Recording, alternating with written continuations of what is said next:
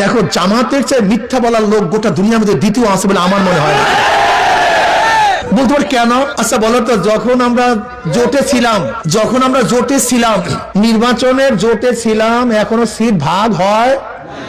যখন nomination paper submit করছে প্রত্যেক জায়গায় প্রত্যেক প্রার্থী বলছে আমরা পাইছি এখানে প্রত্যেক জায়গায়, অথচ ভাগই হয়নি, তাহলে আমরা পাইছি। ওই যে খ্রিস্টান ভদ্র মহিলা যখন জামাতের আমিরকে প্রশ্ন করছে, আপনারা যদি ঈশ্বর যদি আপনার ক্ষমতায় নেয়, আপনার কোন নীতিতে কোন আইনে দেশ চালাবেন? তখন স্পষ্ট বলছে যে আমরা শরিয়া ভিত্তিতে দেশ চালাবো না, প্রচলিত নিয়মে দেশ চালাবো। এবং ব্যাখ্যা থেকে স্পষ্ট বলছে যে হ্যাঁ আমির সাহেব বলেছেন আমরা প্রচলিত আইনে দেশ পরিচালনা করব।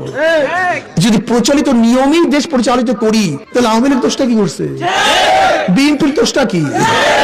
এই যে মাসুদ সাহেব আপনাদের এলাকা, সেদিকে এক জায়গায় বলছিলাম, আমি বলছিলাম মাসুদ সাহেব ফখরুদ্দিন সাহেবের একটা বক্তব্যকে খুব সুন্দরভাবে প্রোটেক্ট করেছিলেন যে শরিয়াকে বিশ্বাস করি না, বেঈমান হয়ে যায়। কিন্তু এখনো তো আপনার শরিয়া অনুযায়ী দেশ চালাবেন না, এখন আপনি বলেন আপনি কি হবেন? এই প্রশ্ন আপনার কাছে বুঝি না। জামাতের আমির সাহেব এক জায়গায় দেখলাম যে পুরুষ বন্ধুরা যান, মহিলা বন্ধুরা আসেন, আমরা বৈষম্য দূর করবো। আচ্ছা আমাকে বলেন তো, মহিলা এবং পুরুষের মধ্যে বৈষম্য করছে কে? এই পর্দার বিধান কে করছে?